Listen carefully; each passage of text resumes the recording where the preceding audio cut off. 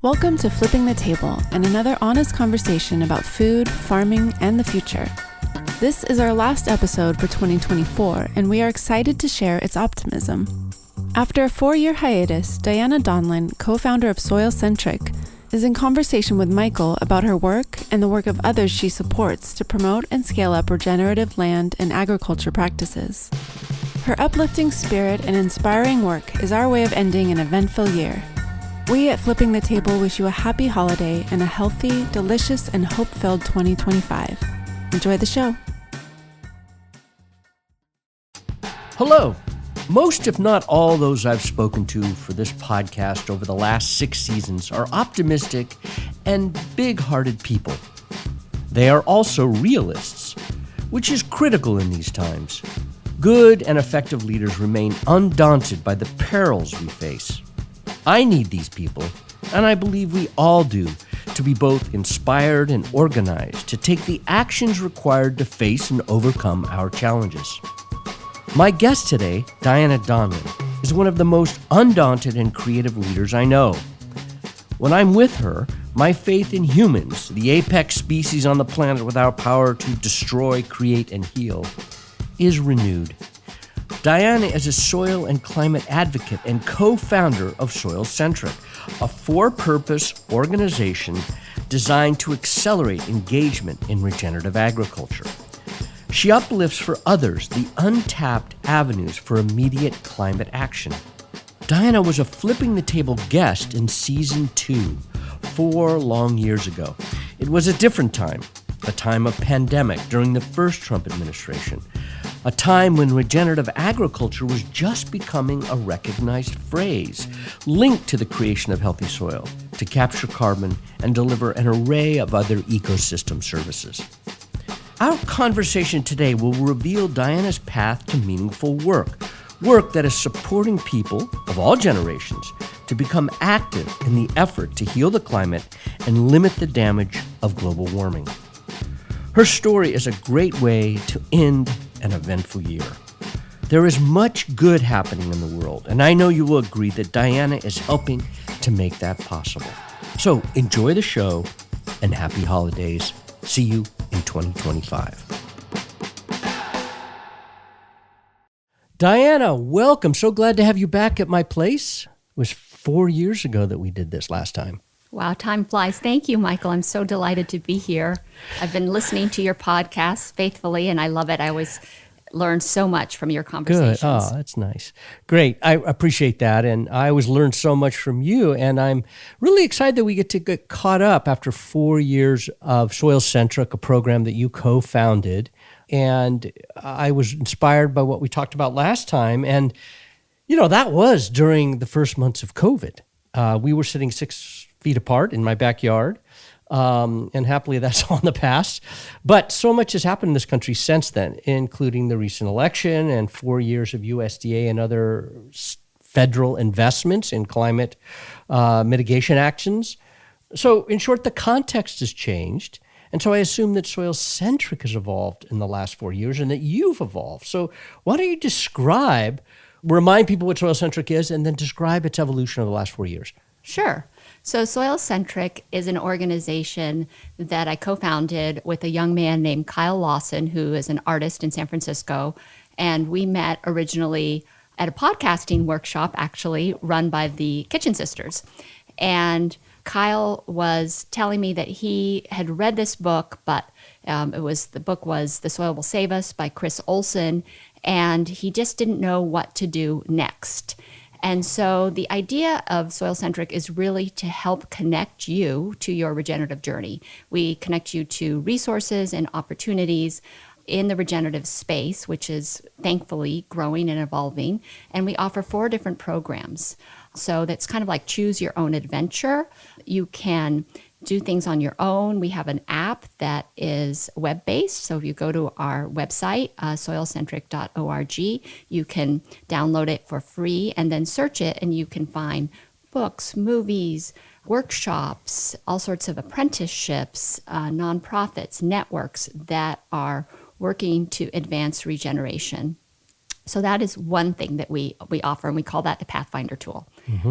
We talked a lot about that last time. Yeah, 'cause that was you in launched development. Yeah, exactly, right. exactly. So that exists and is, I think, a very nice starting point for people to see the gamut of what is out there. There is a map that shows you like where places, you can search it by like location or say topic area. You could search it by agroforestry, or you could search it by Vermont, or you could search it by a training program. So you put Many ways in.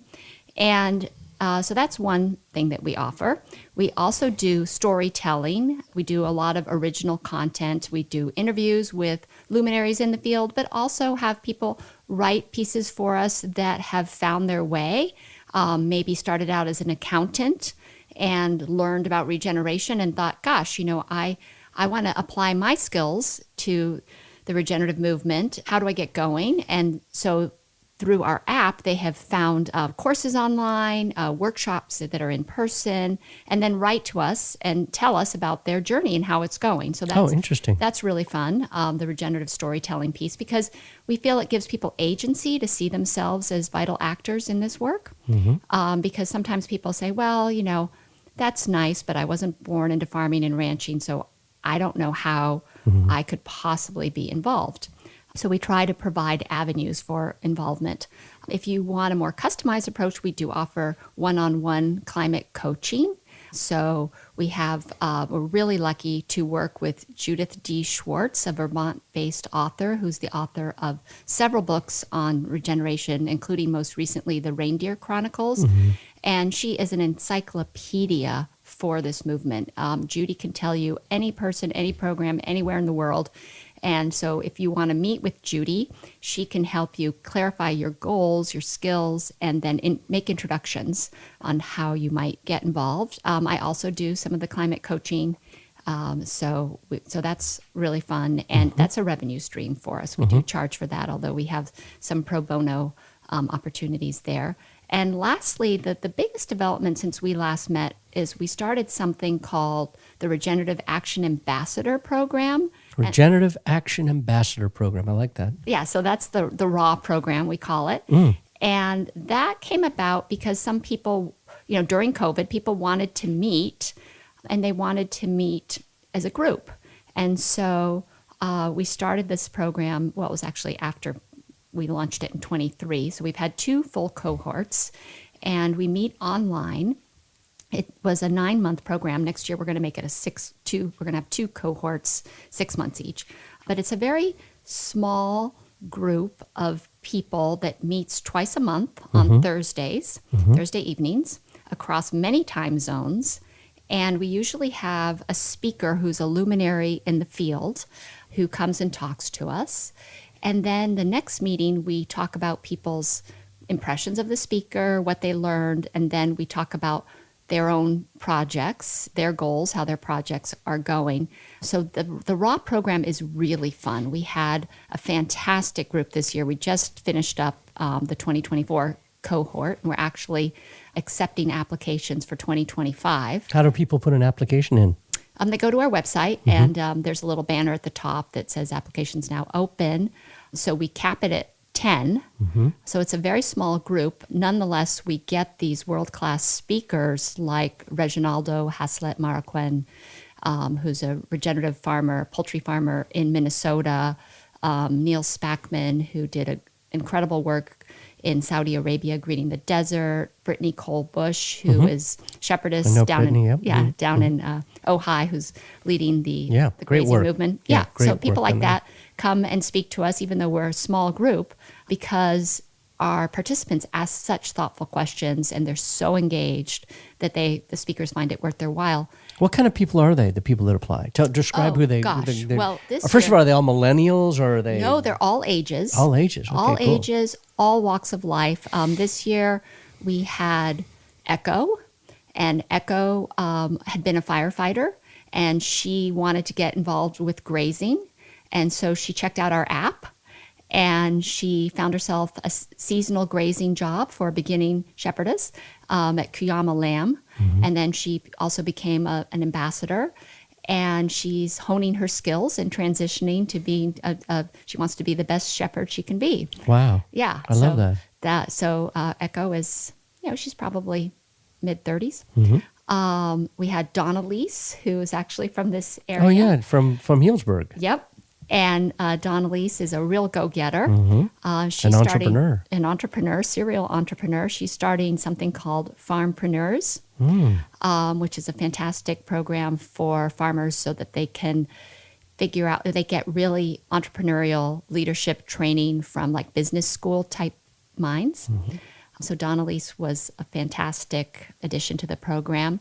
We had Cindy from Houston. Cindy is a grandma who is an incredible artist whose son is actually involved, son and daughter-in-law are involved in the regenerative movement. She learned about these principles from them. And now she's doing living landscapes in Houston where she's taking monocultures that, like turf monocultures, lawns, and seeding them with native wildflowers and encouraging the local pollinators to come back. And she's just doing really cool cutting edge work. Good for her. That is symbiotic with the public too. We had Isaiah. Isaiah is a recent Yale grad from Puerto Rico who is starting a native plant nursery in Puerto Rico. Wow. So we just had That's beautiful. These incredible leaders. And so we started this, we thought they would be good ambassadors for regenerative action. And at the end, the cohort this year told us, this is really a leadership development program. So we were really excited. Kyle and I were excited to learn that this is the way they viewed the program. So we thought we would expand it next year, which is the reason why we're going to have 2 slightly shorter cohorts, and it will be available to 20 people as opposed to just 8 this year. That's great. Yeah. Fantastic program. We're really excited to hear that because I do think giving people ways to become active is it's kind of the most important thing now. Well, because you can't depend on government to do everything. You certainly can't. And going back to our original premise was that it's hard for people that are born outside of farming and ranching who don't have these skills to break in. You need certain skill level if you want to do the land-based piece. But there are so many other ways you can contribute, right? You don't have to go out and be a rancher or a farmer. You could be an entrepreneur. You could align your finances with this movement. There are plenty of ways that average people can contribute, and we go deep with people. And so if you're looking for guidance, SoilCentric is there to provide it. Good. Well, this reminds me actually of another thing that we spoke about back in 2020. You were talking about so this is 4 years ago when things were emergent, strong, because there had been a lot of fires and drought stuff going on. So people were becoming very aware. And you talked about the need for a kind of a diversification and multiplication of sectors to become active in combating climate change and greenhouse gas emissions and the sequestration of those gases, the recapture of those gases. And I remember you mentioned John Fullerton, who you talked about beginning this whole field of regenerative economics. So, and you were optimistic about that. Have you seen what you wanted to see in this multiplication and diversification of action? I think the regenerative sector is a bridge building sector. So I think, you're talking about context and the change of context, the change of administration. I think that focusing on soil health, it continues to be a win-win and something that is not polarizing, something that people respond well to. It attracts people from both sides of the aisle. And that's because it's tangible and because the co-benefits are they're not immediate as in overnight, but they are visible. They're benefits to the water cycle, to your water holding capacity, to the wildlife that your land can support, to rural economies.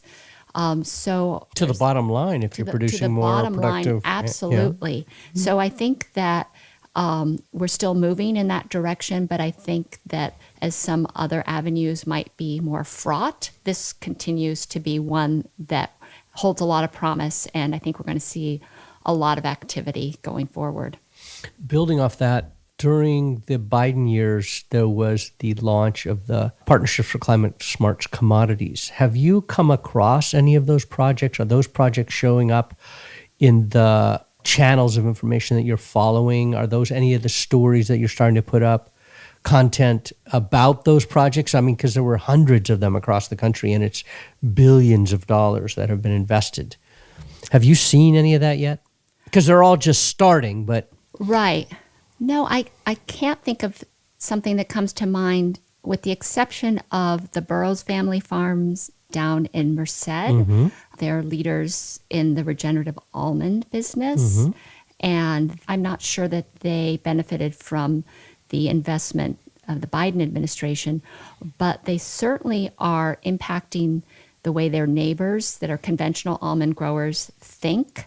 And they have been pioneers in Merced, California, that are looking, at the commodity, the almond trees, but they're also working with Jonathan Lundgren at Indicis to look at pollinator counts. They're working with UC Merced. So I am seeing signature projects like the Burroughs Family Farm that are moving us in the right direction. I remember last time also we talked about Ratan Lal and his work in the Midwest and his kind of paradigm shifting thinking about soil as a medium for capturing lots of gas, carbon. And I think we even talked about some of the statistics that he was at that time sharing from his research. Are you still seeing the impacts of his work? Are there other names now of people in the sciences that are doing that soil-focused work that are helping to build the momentum? Well, I think that the awareness about soil and its connection to climate has grown exponentially. I mean, I remember being told years ago that soil was boring and that nobody would be interested in soil. And I think that you hear about people talking about soil constantly now. It's a wonderful change, but it doesn't mean that soils are safe from erosion or from desertification or from toxic pesticides. I mean, they still need preserving, and I think that Ratan Lal was definitely one of the biggest names globally calling for a focus on soil health. Another person whose name has come up more recently is Toby Kears. She started something called SPUN, which is Society for the Protection of Underground Networks. They look at protecting the fungal networks. Oh yeah, she's in the movie Common Ground. Maybe, yeah. And she's doing really important work because there's this importance of the microbial communities networks, working with the fungal And when you use networks. a plow, you cut them up. And you cut them up, yeah.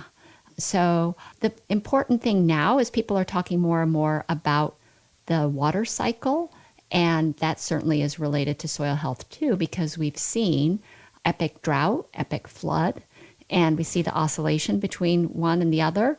And if your soils are healthy and spongy, that will help mitigate the flooding for sure, and also keep the water there for the more arid seasons. Mm-hmm. Yeah, that is encouraging. What was her name again? What was her name? Her name is Toby Kears. Yeah, Toby Kears. Okay, good.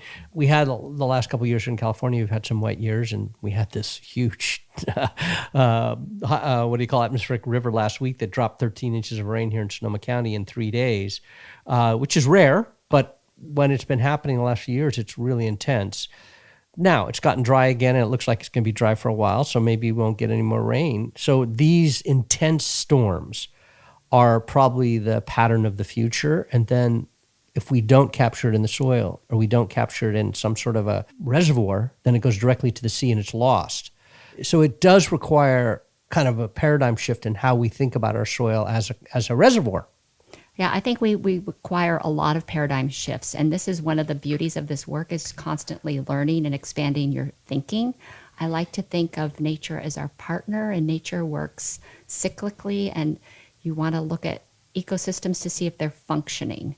So if an ecosystem is functioning, the water cycle is functioning, the soil takes care of what it's supposed to do, like decomposition and growing food and holding water and different things. If it's not functioning, then we see a breakdown of the system. We see, these epic floods and droughts and desertification and fires. So we want to think less in silos and more the way nature thinks. And I think that would go a long way. I mean, you can pick your point of entry. It could be soil, it can be water, it can be biodiversity, but there are synergies between all of these things. I mean, carbon, carbon is one metric, but there are others as well. Yes, I just thought back to your description of some of your cohort this year. You had a person who was really interested in animals and livestock. That's an entry point. The other one was the person who was doing art and wanted to change the way people keep their lawns. And then you had someone who wanted to start a nursery. And then an entrepreneur who wanted to stimulate the development of, there are many ways in. And I think it was very creative for you to think of this way of stimulating the creative process within humans so that they could become part of the solution. Well, I like looking at the horizon and sort of seeing what's on the horizon and what the trends are. And I feel like something that maybe doesn't get the attention that it needs is inspiration. Like, how do people get inspired to do what they do? And so there has to be some catalyst, some spark. And sometimes it's a book, sometimes it's a film, sometimes it's a life experience, sometimes it's travel and you have a fantastic meal or a glass of wine somewhere. And what path that leads you down.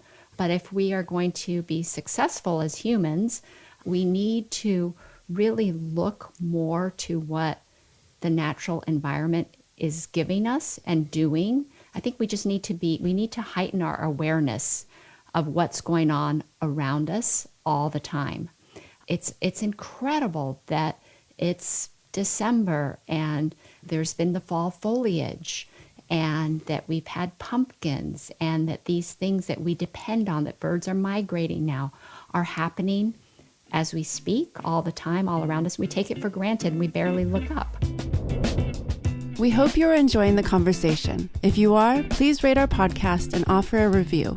Your voice will help us grow our listener base, which helps us sustain the funding to share these conversations with the people and organizations shaping a more just and regenerative future.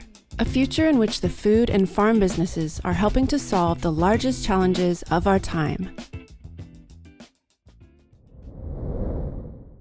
It triggers my thought about you as a person, like your journey. I think it is interesting. In the last 6 months, we hired a new person who just graduated with a master's at Stanford, Coco Sanabria.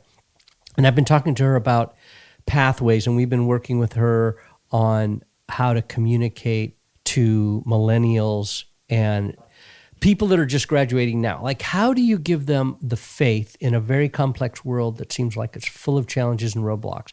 How do you give them the faith that there's a way forward? So why don't you describe how you had a very interesting journey. How did you get to this idea that we need to think about how to inspire people and we need to be really aware of the moment and taking things in a new way?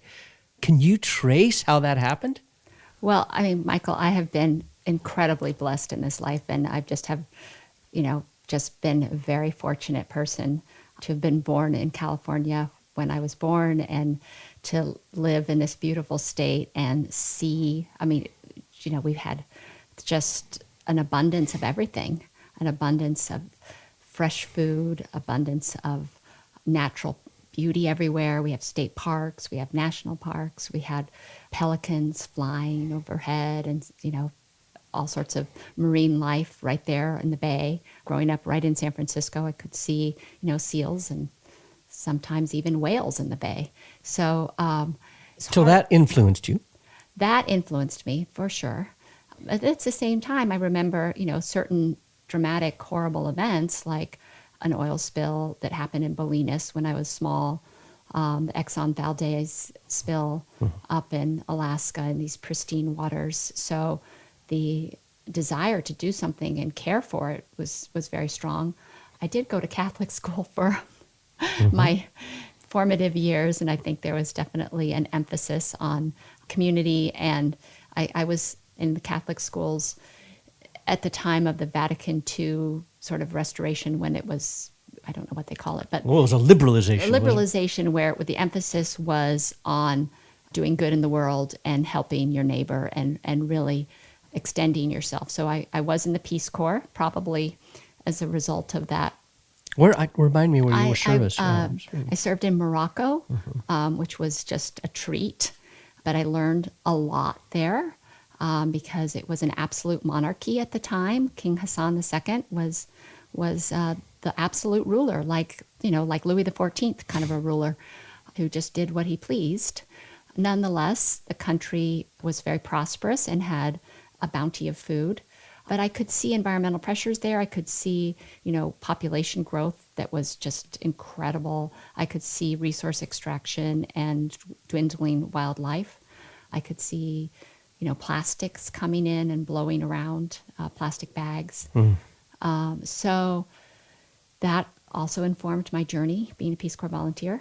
But then I was lucky to work for the Richard and Rhoda Goldman Fund for many years, and I was the person that did research on people who were nominated for the Goldman Prize from Africa. Which is like the Academy Awards for environmentalists. Yeah. So for Africa, Europe, or Western Europe, and South America. So it was kind of like just this incredible opportunity once again to learn about all the different ecosystems out there, and also the different challenges facing people in different parts of the world. And really, at the end of that, that's when I became very interested in the food system, because I saw that the way we produce food was impacting so many different... So what year would that have been? So I started working at the Goldman Fund in 1990 and until 2000. So in that 10-year period is when your consciousness around food systems kind of exploded, opened up. Yeah. Interesting. Well, I related to the Goldman Prize, probably because of you, I started to get invited to that, and I would go to it. And this is amazing. One of the best speeches I've ever seen given in my life was Robert Kennedy Jr. Do you remember that? I don't remember that speech, but I did write speeches for him from time to time. Wow. As part of that, because he would introduce us when he was still with Riverkeeper. He would introduce, we would take the prize recipients to New York and DC. And I think it was in DC, he would introduce the prize recipients at the National Geographic Society. He was very forgetful. He lost his speech, and I'd have to keep, this is, back in the day where everything was printed, and I'd have to keep like 4 or 5 copies. That's funny. Well, I remember he gave this speech. It was in San Francisco, and it brought me to tears. It was so beautiful. He was talking about different people around the world and what they were doing and how much their lives were at risk. And I just remember thinking, my God, what a speech. Now, it's a different story now, but it was a really amazing thing to remember. That was at least 10 years ago, maybe more. But the Goldman Prize, that was a fantastic, I think it did a lot for advancing environmental work. I think so, because the focus was on grassroots environmental activists. And before that, the focus had been on high-level people, sort of, heads of state and people that were very well connected. And the Goldman Prize really flipped that and looked at, indigenous people, and looked at women, and looked at people in inner cities and people that didn't have a platform and a voice. So yeah, those were exciting years. Yeah, that was good. And then you went. And how did you get from there to SoilCentric? Well, so I worked on Roots of Change Yes, for a while. you did. So that was really fun. Yeah. And I was working at some other family foundations, including the William Zimmerman Foundation and the Columbia Foundation. And then I thought, I've only worked for foundations, which is a very insulated place to work, a wonderful opportunity to work at foundations, but nonetheless, it's not as hard as working in the nonprofit world. So I thought I have to get out of the foundation ivory tower and go and do some of the work that we're facilitating. And so I was lucky enough to be hired by Center for Food Safety to start their food and climate program. And that's when I thought, well, gosh, what can we add to the conversation? And what I wanted to add to the conversation was soil and climate. Take food and take it one step further back. So I did that for a couple of years, and that was really, really fabulous to be on the sort of the beginning of the conversation around soil and health. Then I decided that it was time for me to go out on my own and specialize in helping people find their path, because I felt like the awareness around soil and climate was building and that was taken care of. So I didn't need to do that anymore. And we had contributed to that with the program that I started at CFS called Soil Solutions. But SoilCentric just came about because I also really value intergenerational conversation and intergenerational relationships. It's something I learned from my mom, who was raised in Mexico. And my children were getting older, and their friends would come and say, like, hey, we want to talk to your mom about what she does, because we don't know, we want to study environmental studies, but we don't really know what we're going to do with it. So can we talk to her? And I realized that there was a need to mentor people and to maybe share some of the knowledge that I had gained along the way, and then also learn from the young people who have all these amazing skills, can do things like, that just would tie me in knots in a matter of seconds. Yeah, it is interesting how the young generations now that are coming up have all these skills for mass communication and technology, but also they need the guidance around the science or the pathways like you're providing. I remember in our previous conversation 4 years ago, you talk about this need to find meaningful work. And so young people obviously want to find meaningful work that's going to improve the prospects for their future, because it looks challenging right now. But you must feel, we're close in age. I'm older than you, but we're close in age. And so you must be feeling good about the fact that you found some meaningful work at this stage in your work life, your career. I love my work. I really am so excited to learn every day, to meet the people that I meet. One of the things that drew me to regenerative agriculture first, and then just the regenerative movement overall, is it's positive. It's not fighting against something, but it is working with, we are living systems embedded in larger living systems. And so working to create more abundance, more life, more biodiversity, more climate stability, more food resilience, that's all energizing. My advice to young people would be that getting involved in regeneration fills your well, and it keeps filling it, because, activism can be draining, and we need to celebrate and keep joyful even when it's super challenging. I just love. Did you read Margaret Rankel in the Times? In the Times, and she had that essay about the biodiversity crisis. But she's just going to one flower pot at a time. She's one bird box at a time. She's creating habitat, and there is joy in that. And there's purpose in that, and there's meaning in that. I can't tell you. Unfortunately, our cat was killed by a driver this year, and it was very sad because we loved our cat. It was a Maine Coon cat. But since we don't have a cat in the yard anymore, the bird life in our garden is exponential. And it can't hurt that we're putting, that we're also working on improving the soil health and leaving standing matter so that they're little stalks and seeds for the birds. And we have the Merlin app, and to learn about all these birds, but we are creating that habitat for birds to come in abundance in our backyard. It's so rewarding, Michael. Yes, and fun. I experienced the same thing. Yeah. It's really nice. I sit in my backyard often, and just between the squirrels, I have a lot of squirrels in this neighborhood, and the birds. It's like a show. It's like watching a movie. Yeah. There's I have now my relationship to the crows. I have huge oak trees in the house behind my house. And there are tons of crows that roost, and they are now not afraid of me. They will come within 4 feet and land in the chair and just look at me. Wow. It's really bizarre. I get a little freaked out. No, they're some of the smartest creatures out there. Yeah, no, it's amazing. I love the crows. I see one right now across the street through the window. Oh. So you hit on something here. You talked about your optimism and the fact that this kind of work is extremely, it fills the soul. As you described it, energizing instead of enervating. It gives you energy. So you remain an optimist, it sounds like, about the world. And even the climate movement, despite the fact that the COP, whatever it was, 24, that just happened, 25, I think it was 24, didn't really generate anything of real value. And we're facing a potential administration that's going to put the brakes on a lot of things. So you remain optimistic, and so why? I think that if you take the long view, so, I was a history major in college. Yes, I think yes. you were too, right? Yes, yes. Yeah, and so we're just a blip in history, right? We're just a footnote.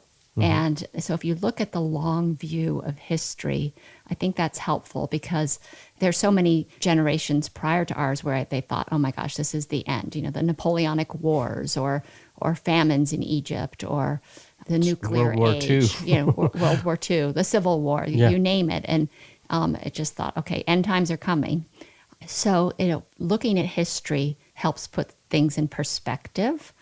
So there's that. But I also take great comfort from Robin Wall Kimmerer's words, who says something like, even a wounded world is still feeding us and caring for us. And so if we really have a relationship to the earth, and if you don't have one, you can cultivate one, I think that grounding will help you get through a lot of sadness and a lot of sorrow. I mean, just looking at the sky and the nightly show that we get with clouds during the day and maybe a rainbow. I saw an incredible rainbow the other day. Stars at night, sunsets, dawn. That happens every single day. And trees that are providing habitat and oxygen and fruit and lumber and shade, and contributing to the water cycle.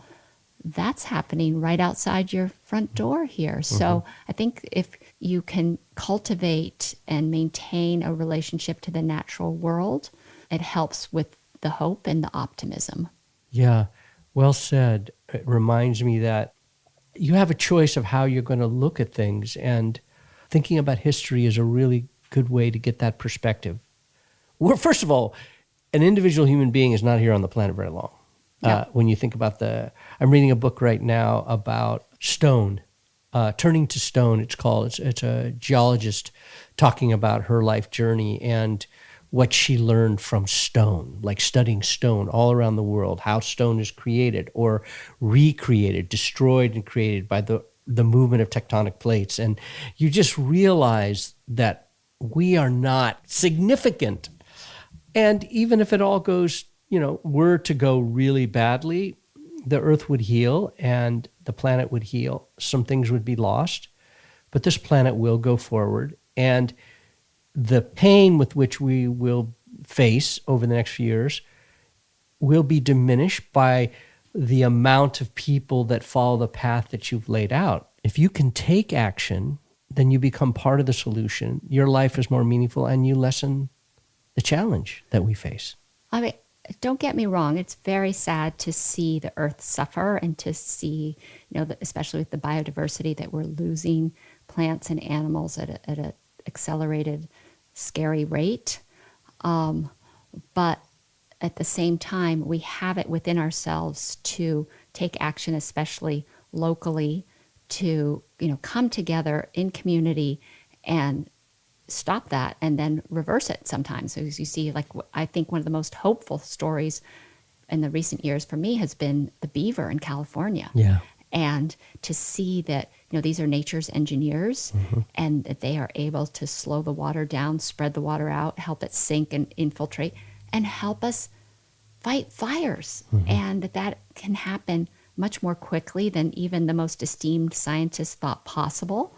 That our state is now letting beavers back, reintroducing them into the wild as little firefighters. So it's not a go it alone. Oh, we humans are the only creature out there. No, they all have a role to play. And if we unleash them, let the beavers be, it's to our benefit. So we're approaching the end here. So I wanted to just hear from you your recommendations to individuals. I think everybody is thinking about what they can do What can I do today? What can I do tomorrow? What can I do in my life? What do you tell people when they ask you, what can I do to be part of the solution to climate change? Well, I think we have to broaden our thinking about what causes climate change. So it's been, very clearly communicated that energy is the way we consume energy is part of it. But it's more than that, right? So it's also deforestation contributes greatly to climate change. So we have to think about like afforestation and replanting and growing, because when you're growing something, it is actually pulling carbon out of the air. And that is like what we want to be doing, right? So there's so many ways that we can reframe our thinking. And there's one little example that I'll give you that just hit me like a lightning bolt one day. And that is, I've been drying our clothes outside forever on a line. And I thought I was doing it so that I wouldn't use the gas, right? So that I wouldn't use the dryer and consume electricity. What I didn't think about was that I'm also, by putting wet clothing out on the line on our patio, I'm putting water back into the system that would otherwise be taken out and, go down a pipe somewhere. And to the ocean. To the ocean. And so I thought, I'm not only doing less bad, I'm doing more good. And so I think that is one thing that if people could stop thinking about like scarcity, like, okay, I'm going to give up this and I'm not going to do that. And think at the same time, think about like, what am I going to do to increase abundance, to increase vegetation, to increase the life cycle? That is, again, affirming and exciting. And if you can do it in community, I think that we're going to need, nobody wants to be isolated. And going forward with this new administration, I think that if you have strong community bonds, which can be, you can volunteer, that helps do that. You can invite people over for a potluck. Conversations around the table are always meaningful, and that's when people relax and think and maybe are open to new ideas. But I think that doing what you can in your own community will be incredibly important, so that you increase your resilience and your fire readiness or disaster readiness. If something happens, you can knock on the neighbor's door. The neighbor will know you. The neighbor will trust you. Mm-hmm. Democracy is all about trust. Mm-hmm. And I think that we need to put some of that trust back into our neighbors. Wow. That's a really beautiful way to end this conversation, this idea of building trust with our neighbors. Probably nothing more important today in our time. Well, I think that, it does help ground you, and there's reciprocity, right? So it's not a one-way street. You will get back more than you ever give. Mm-hmm.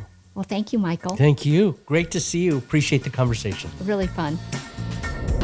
Thank you for listening. Roots of Change is a program of the Public Health Institute.